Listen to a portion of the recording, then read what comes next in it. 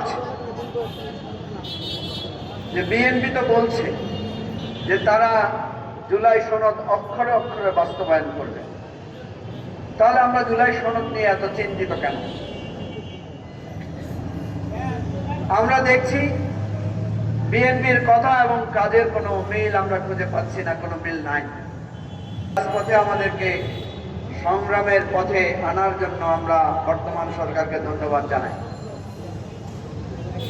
আপনারা জানেন রাজনৈতিক কর্মীদের প্রিয় জায়গা হচ্ছে রাজপথ। এই রাজপথ আমাদেরকে অধিকারের কথা বলে। এই রাজপথ আমাদের লাল সবুজের পতাকা অর্জনের যে সংগ্রাম, সেই সংগ্রামের ইতিহাস স্মরণ করিয়ে দেয়। আপনাদের মনে হয়তো প্রশ্ন আছে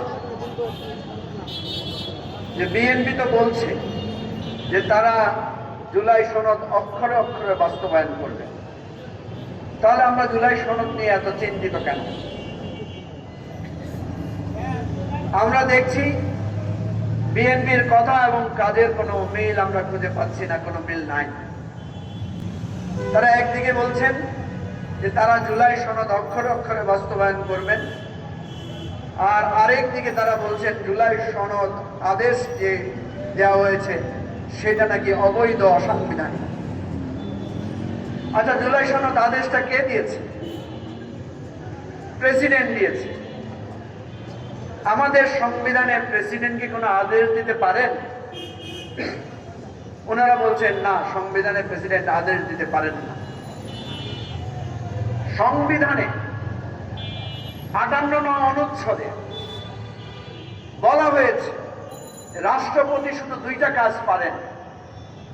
একটা হচ্ছে উনি প্রধান বিচারপতি নিয়োগ দিতে পারেন, আর উনি সংখ্যাগরিষ্ঠ দলের প্রধানকে প্রধানমন্ত্রী নিয়োগ দিতে পারেন। আর প্রত্যেক কাজে উনাকে প্রধানমন্ত্রীর পরামর্শক্রমে কাজ করতে হয়। প্রধানমন্ত্রীর পরামর্শ ছাড়া উনি ঘরের বাইরেও বেরোতে পারেন, অনুমতি ছাড়া ঘরের বাইরেও যেতে পারেন। তাহলে আপনারা বলেন, এই সরকারের পতনের সাথে সাথে 6ই আগস্ট বেগম খালেদা জিয়া উনি জেলখানায় বন্দী ছিলেন, ওনার বিরুদ্ধে আদালতের রায় ছিল। তো বেগম খালেদা জিয়াকে যে উনি মুক্তির আদেশ দিলেন, কার পরামর্শ দিয়েছেন? কোন প্রধানমন্ত্রী ছিল? প্রধানমন্ত্রী তো উড়াল দিয়ে দিল্লি চলে গেছেন। তাহলে উনি বেগম খালেদা জিয়াকে মুক্তির যে আদেশ দিয়েছেন, যে নির্দেশ দিয়েছেন, এটা কি সংবিধান সম্মত ছিল? এখন যদি সংবিধান পালন করতে হয়, সেটাও তো আপনি পালন করতে পারবেন না, কারণ বেগম জিয়া তো এখন পৃথিবীতেই নাই, উনি বেহেশতবাসী হয়েছেন। প্রিয় ভাই ও বন্ধুগণ, সুতরাং যেই কাজটা আমরা যখন গণ অভ্যুত্থানের মধ্য দিয়ে সঠিক মনে করেছি, সেইটাকে যদি আপনি এখন বিতর্কের জায়গায় আনেন, তাহলে আবার সবকিছুকে সংবিধানের আলোকে নতুন করে করতে হবে। আচ্ছা, না হয় বেগম খালেদা জিয়াকে উনি মুক্তি দিয়েছেন মির্জা ফখরুলের অনুরোধে। আপনারা দেখেছেন যে উনি বলেছেন মির্জা ফখরুল সাহেবের অনুরোধে উনি নাকি বেগম খালেদা জিয়াকে মুক্তি দিয়েছেন। মির্জা ফখরুল সাহেবের অনুরোধ, পরামর্শ এই রাষ্ট্রপতির কাছে সাংবিধানিকভাবে কি কোনো মূল্য আছে? মূল্য নাই। এরপরে উনি আরেকটা কাজ করেছেন, সেটা হচ্ছে উনি অ্যাটর্নি জেনারেল নিয়োগ দিয়েছেন। সেটা কার পরামর্শে নিয়োগ দিয়েছেন? সেখানেও আপনি সাংবিধানিকভাবে কোনো উত্তর খুঁজে পাবেন না। এরপরে তিনি সুপ্রিম কোর্টের কাছে 106 অনুচ্ছেদ অনুসারে ডক্ট্রিন অফ নেসেসিটি প্রয়োগ করে মতামত চেয়েছেন। কার পরামর্শে চেয়েছেন? দিল্লি থেকে শেখ হাসিনার টেলিফোনে। শেখ হাসিনা তো তখন পদত্যাগ করে পালিয়ে গেছেন। তাহলে এগুলো নিয়ে বিএনপির কোনো প্রশ্ন নাই। 133টি অনুচ্ছেদ অধ্যাদেশ উনি জারি করেছেন। কার পরামর্শ? ডক্টর ইউনূসের পরামর্শ। এই যে জুলাই সনদ বাস্তবায়ন আদেশ, যাকে তারা বলছে অবৈধ, এটা কি প্রেসিডেন্ট নিজে করেছেন?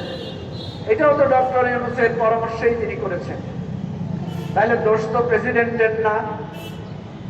এটা যদি অবৈধ হয় তাহলে অবৈধ আদেশ তো দিয়েছেন ডক্টর ইউনূস। কি বলেন, এই প্রশ্নগুলো আমরা কি তুলতে পারি? এই প্রশ্নগুলো কি সঠিক? তাহলে তো এই প্রশ্নের জবাব আপনাদেরকে দিতে হবে। ডক্টর ইউনূস উনি কে? উনি কিভাবে বাংলাদেশের অন্তর্বর্তীকালীন সরকারের প্রধান হলেন? সংবিধানে তো কোনো অন্তর্বর্তীকালীন সরকার বলে কিছু নাই।